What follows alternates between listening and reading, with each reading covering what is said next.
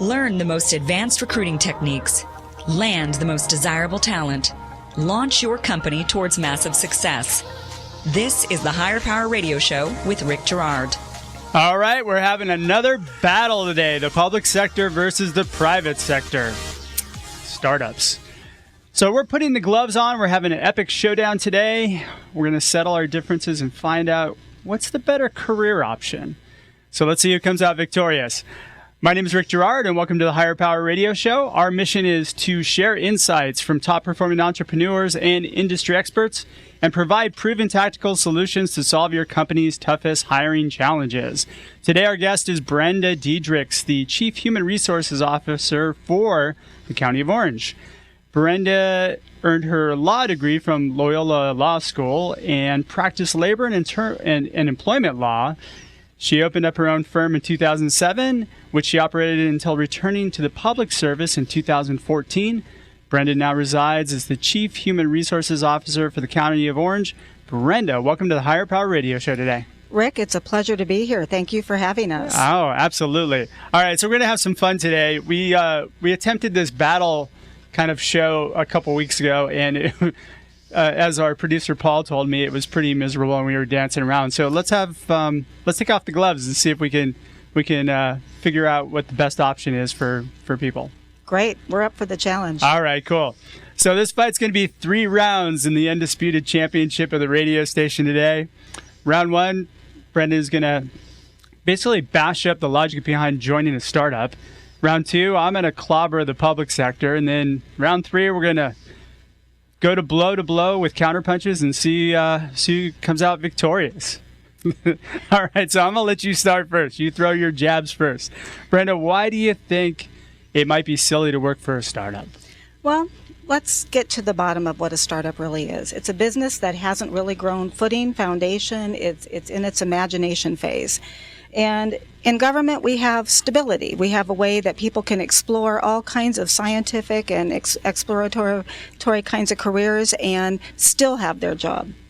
A lack of structure. They're trying to figure things out. So you may not necessarily know where you're supposed to be going with your job duties. Where in government, we have missions that we accomplish. We build things. We make things work. We develop programs, and we have outcomes with dates certain. But there's some sort of mission to a startup?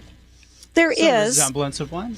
I would agree that there could be a mission, but it's more monetarily focused. It's more fluid. We have a lot of service-focused missions that are betterment for society, and we'll get into the details of that in a little bit. Okay. They're only as stable as the customers are willing to keep patronizing that particular startup or that business. In government, we provide the foundation for what I would call peaceful existence for all of us, regardless of where we live in the United States. And it's our governmental structure and our governmental services that make that happen for all of us. Where in a startup, it's more driven by the almighty buck. And that can only fulfill you so long, and then you've got to go find something that really feeds the soul. But some of the startups, though, do have missions attached to them. They're trying to do something for the good of society. Some do. I will give you that. Yeah. And a couple popped into my head as we were talking. However, those are fewer and far between. True. Government is a national thing that, wherever you live, there will be a county, a township, a city, a water district, a utility district, some place for you to serve the greater good of the community that you live in and go home every day feeling proud that you've made the world a better place for everyone that you share the city or town with. Okay. What's next? Well, the hiring process. It's a little haphazard. We have a lot more structure to our process. That's It's not who you know, it's what you know when you come to government. So where they may structure an interview where they invite someone in, they take a look at the resume, they ask a few random questions, get a vibe about a person, and then they may pick them up. They may find out that that was a huge mistake once they get down the road a ways because they don't have the ability to really carry out the mission of that startup. They're kind of random. For lack of funding or money? No, it would be for lack of skills, where Okay. you might marry the wrong person in that interview process because you weren't well planned in how to select people for your organization. Okay. I got nothing on that one. And let's face it, our new employees, if nothing else, are our future. And so you need to be hiring them not just for today's skill set, for the immediate job, but are they going to grow with your organization? Do they have the capacity to learn new things and be that leader in the future? Okay. So, and a lot of us in government came up through it. So there's a high level of understanding of what our mission is with our employees in the leadership world, because they know from the ground up what they're supposed to be doing. So just to counterbalance that, I think as far as growth goes, in a startup, I believe that you do have the ability to grow, but it's all about what you execute because you're wearing so many different hats. Correct. So you're not really stuck in a lane. You know, that's true. The one thing that can do is really allow for an individual, and this is a credit to the startups, to allow for them to kind of define their own, what goes on in their own lane. If they're able to do that. Right. And that depends on the type of person you hired. Sure. They could say, look, I could do this for the company and this would grow it and actually become a bigger contributing member. But let's not forget, you can do that in government as well. We always have to do. Can you? Yes, really? Absolutely. Okay. No, I'm learning something new here because my impression is totally different. I think that your impression may be held by many, and we're here to dispel that myth. Okay. Exactly what we're here for. And, in government, we stood up a homeless shelter in 30 days. That would be a difficult thing to do on any day, but we were told 30 days from today in a board meeting, we will have a shelter that will house however many in a bed, let's say 400. In that regard, we had to put in place a contractor to run the shelter. We had to put together an infrastructure for restrooms and meal delivery and the beds, and then also security to make sure that people that came to the center felt secure. That is a hard thing to do. So you did this in 30 days? 30 days, start to finish. So that's going to totally negate my first punch that I was going to throw at the public sector, which was slow moving. So you dispelled that one, right? And like any organization, private or public, there is a certain level of bureaucracy. I'll give you that. Yeah. However, we're driven to do, every day we're driven and pushed to do more with less. And the reason I say that is we have a finite pool of income. We are given the trust of the public by them giving us so much money per year to do all the business of the county. When you look at the total bottom line number, you may say, geez, that's a lot of money that people are putting into government. What do we get for it? Well, I have a laundry list, and it's pretty cool. All right, let's get to that laundry list on the back end of the show. You got it. All right, so I'm going to counter on this, and I want to talk about my impressions of the government sector, because I've actually come up against public opportunities when I've been in recruiting and had candidates that had offers with various organizations, right? And I'll let you counter each one too. So slow moving, which you kind of dispelled a little bit, getting something up in 30 days is pretty impressive. But as a whole, though, isn't the organization slower moving than a startup would be? I would agree that a startup, because it's smaller and it's a little more intimate, a lot more agile. They can move around more like a little race boat instead of a big ocean liner. And a governmental agency is a bit of an ocean liner. However, within the context of that, we operate in what I would consider pods. And within the pods, you're able to do things a little bit more aggressively and shave off time, which I know for a fact that HRS is doing for our recruitment processes. We have shaved the time down from 16 weeks to 8, from start to finish. Yes. Okay. All right. So my next point would be the public sector is not really entrepreneurial. Like, it doesn't attract the strongest people. I would disagree with that, and here's why. We have people leading public works that are responsible for regional bridges, waterways, roadways, constructing all the buildings that the business of the county is conducted in. And that is equal to any kind of Trump business or any other kind of large real estate, entrepreneurial business. Okay. We need to get it done within a certain amount of time, and there's a present time, a real-time example of that. We tore down one of our buildings just about a year and a half ago, and we're standing up a new one.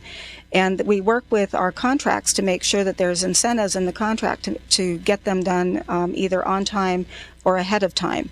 So we are just as excited about and pushing for quick turnaround on our projects as would any private sector company. But so Time then is how money. would that be entrepreneurial though? I mean, you're kind of under project constraints and you have to kind of get something done, but you don't really have the flexibility though to pivot if need be. Well, we win a lot of awards for our entrepreneurial style, Okay. and we invent a lot of programs. We change the efficiency of the programs. We change target audiences of programs. We improve services, and so there's a lot of opportunity for people who have ideas about things, which is the basic essence of entrepreneurialism, is to ideas. Yeah. And we allow for an environment where they can actualize those, put them into place. And we ended up winning quite a few awards in the last year and a half to two. And we get recognized for those nationally. Okay. Clamored with politics and red tape.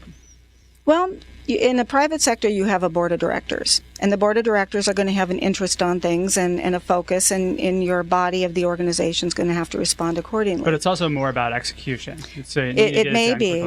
But our board of directors, likewise, is part of the reason. They were the impetus for that 30-day startup on the shelter. They wanted to see it happen, and by their politics and their cooperation and their support, they allowed for us as staff to be able to accomplish all of that. But let's be honest, there is a lot more, because you are, just by nature of being a larger organization, you're going to have a lot more red tape than you would a smaller organization. So a startup would kind of win there.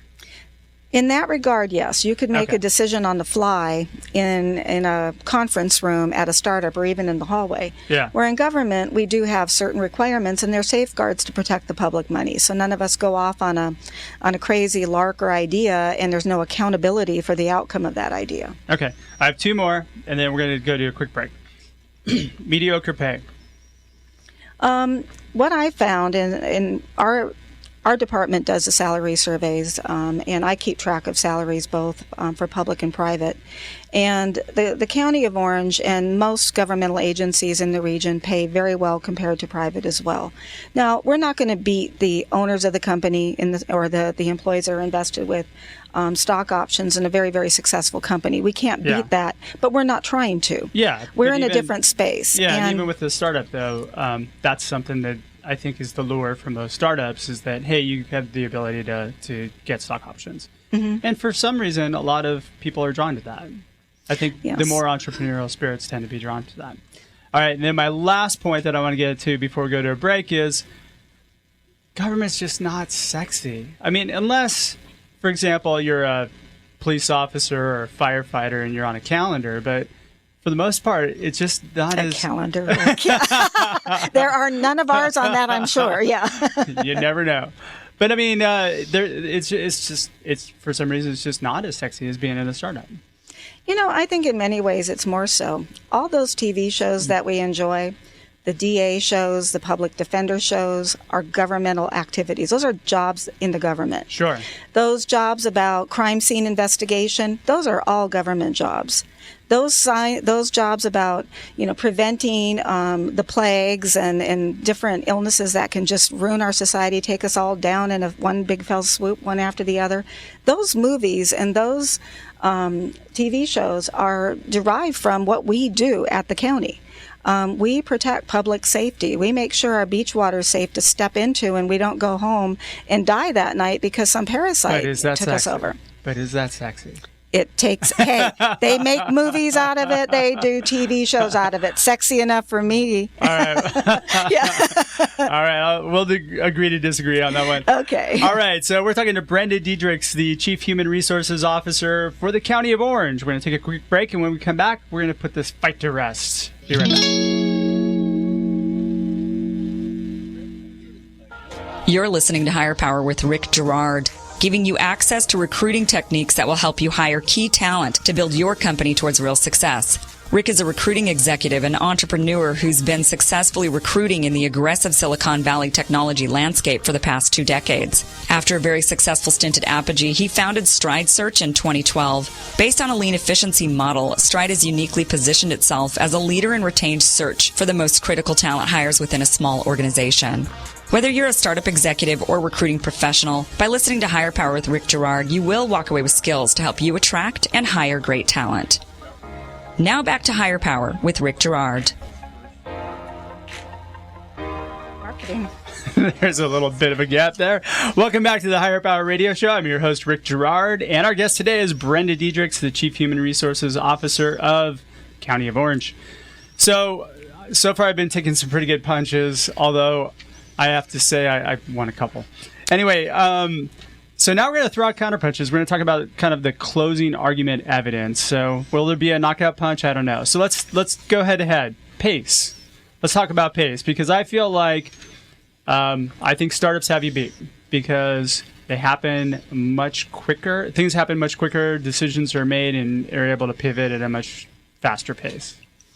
I would agree with that. I wouldn't even try to punch back on that, except to come back at it like this. And the difference is that we have services that we need to provide, and they have to be reliably given. Mm-hmm. So if we were busy racing around, there might be some distraction from actually getting those services delivered to our clients, our customers. And our customers are, in some level, we're the only service in town for that. So They need to have a certain level of reliability and predictability about it.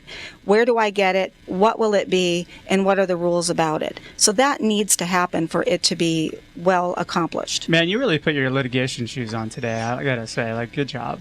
You're punching me pretty good. All right, so innovation. I'm going to let you start with this, and I'm going to counterpunch on that. Well, we have done things that we've won awards for, and these are things that you're not going to see in a startup because these are things that we provide that only government will really provide for the most part. Churches might as well, more philanthropic environments. Restaurant meals program, we won awards for that. The whole person care pilot program, so we're caring for our community. Pick one, though. What's one that's super innovative that made a really big impact? I would say in some of these, we did a leadership development institute for the county, and I'll stick with the HR space because the others do. So we put together a program that is comparable to anything that they would find in the private sector to develop people into high-level managers and thinking in a more leadership way. We're not here to do the churn. We're here to solve problems and figure out faster, better, cleaner, lighter, whatever ways to get things done. Okay. So, you're improving upon things that are already there, but not really developing new things that can be applied to it. That comes from the private sector usually and feeds over into public. I would beg to differ. I did get to see a couple of demos in our IT department, and they're using Alexa. So let's say you wanted to find out how long a line was before you left your house. You could ask Alexa. But where did Alexa come from? Google. However, we've learned to apply it to governmental services. Okay. And it can tell you how long the line is in, say, you're a veteran, you want to go down for some veterans benefits. It will tell you the best times of day to go based on our data. And so we're using data. We're not necessarily creating that platform, but we are innovating with the platform to make it a better customer experience because everything we do is aimed at customer experience. Okay. So this is kind of a toss-up. Public sector usually, the private sector will develop and innovate most things. What ends up happening is usually it's startups, and then the startups get acquired by larger companies, and that gets fed out, right? So that's typically the way it works. So you guys are innovating it even further, taking it to the nth level. So that's great. All right, career growth. There, I think we have, and it depends again on the person's career path. It's an individual choice. Sure. But you can come to the county as right out of college, you can get a job as an office specialist. By the time you leave, you could be the CFO, the CEO, or you could go into, family counseling. You could do quite a number of different things. And we have more career paths than I could even possibly cover in this segment. All right, so we talked about that. Can you actually possibly move up from being an admin to the CEO of County of Orange? We have a current CEO who did just that. Really? He was an accountant. He started out at a private accounting house, and he moved into the county, and he became the CFO over time, and he is now our CEO. Okay. But you're talking about a long time investment in order for somebody to get there. He's not that old. Okay. Okay. Okay, I think you guys do a great job of that. By the nature of a startup, the thing is that the career growth is available, but the life cycle of the company usually is not. And so longevity-wise, unless it turns into a Google, what ends up happening is most startups get acquired or go under, right? They do. I find that you can grow your career, and what I find works best is usually when somebody leaves one company to go to another one, that's usually the way that they develop their career. So in the private sector, I think you have us beat in the public sector. All right, compensation and benefits.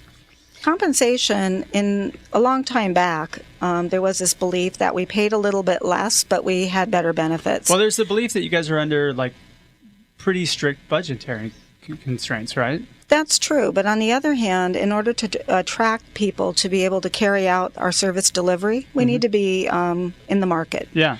And so we do market surveys to make sure that we are somewhere comparable in the market so people can come and expect about the same pay that they would get for any other public job. Okay. We don't usually compare directly with the private market, different kind of jobs. So the big draw, though, is primarily on the benefit side then for most people.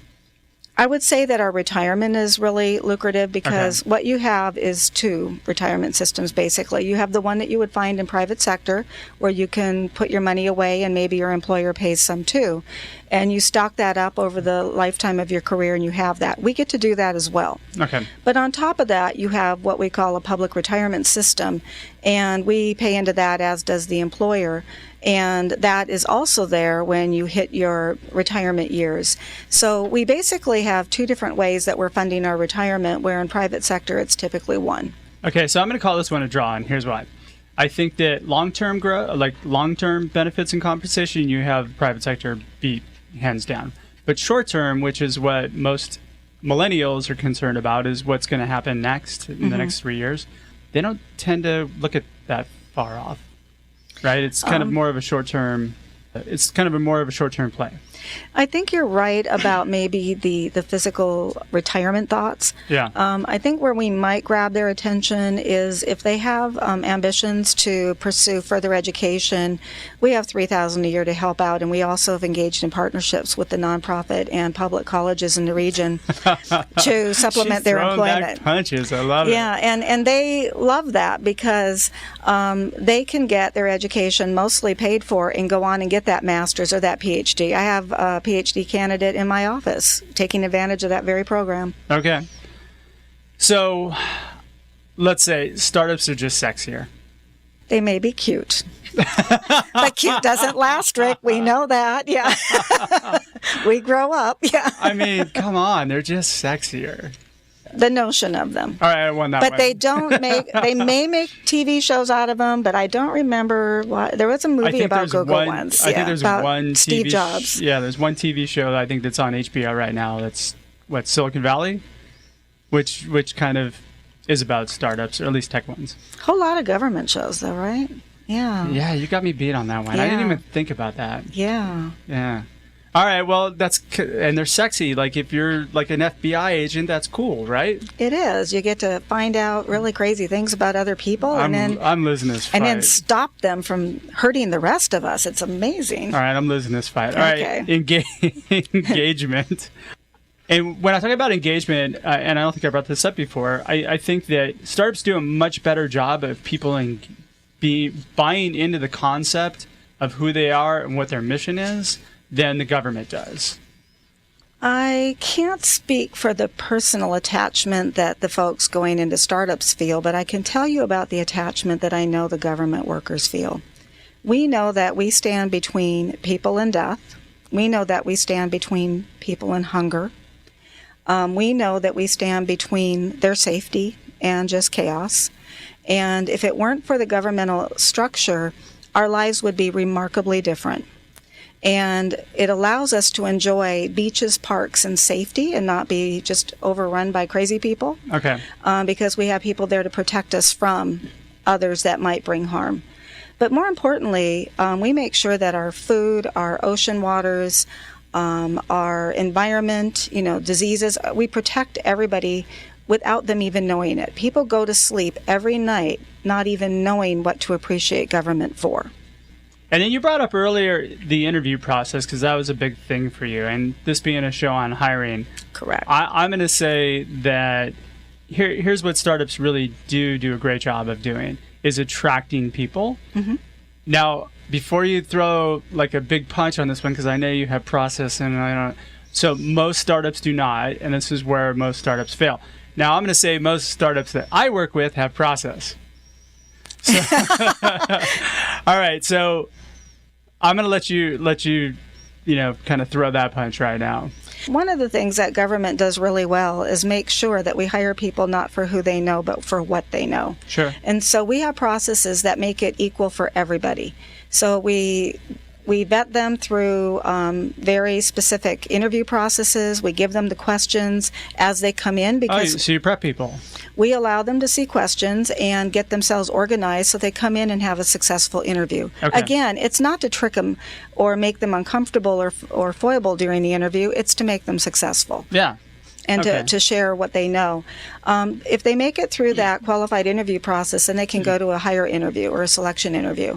And in that process, it's honed a little bit more towards, how do they fit for the kinds of jobs that we have open? And in what would be their plan? What do they think they bring to the table that would fill in that niche that we have open at the time? And we kind of walk them through that process so that way we can really evaluate, do they have the skills? Do they have the experience to lead and supervise? Do they really know what GIS is and how to operate that kind of system for the county? We want to have an opportunity for them to showcase it, but also kind of weed out imposters. So this is where startups are getting their butts kicked by government, because not having a process and having a haphazard interview process, or like interview, I don't even know if you call it a process, just a methodology or whatever you go by. You guys are getting your butts kicked by the County of Orange. So step it up, startups. All right, so that was the knockout punch. I think you, because we're even right about there. And I think you took it across. Our engineer Paul saying, no, I lost clearly. All right, so we're just about out of time for today's show. Brenda, thanks for your time investment today. I'm sure that some people here would love to hear about the opportunities you have. What's the best way for them to find them? We have a number of ways to reach us. We have ocgov.com/jobs is probably the most readily or the easiest one to get to. Okay. But we also have a Twitter account, an Instagram account, and a LinkedIn account. So they can find us on any of those forums. And every other social media platform, right? Yes. So you guys are doing a great job, I think, of getting your name out there. So I want to thank our listening audience for tuning in to this week's episode of Higher Power. A quick thanks to our team, our engineer, Paul Roberts, our producers, Andrea Ballin, Shanti Ryle, and Kim Iverson. If you like this show, please subscribe, rate, and review this show. Your input is welcome and needed to improve the content of our show. Join our community at Hire, that's HIRE, powerradio.com, or subscribe to Higher Power Radio on iTunes, Stitcher, TuneIn, Spotify, YouTube, and whatever other podcast player that you can find. Follow us on LinkedIn and Facebook at Higher Power Radio, or you can reach me on Twitter at Rick_Gerard. Tune in next week. Our guest is going to be Anita Conti, the Executive Talent Manager for Huawei Technologies. I'm your host, Rick Gerard, and you have been listening to the Higher Power Radio Show. Aloha. Thank you for listening to Higher Power with Rick Gerard on OC Talk Radio.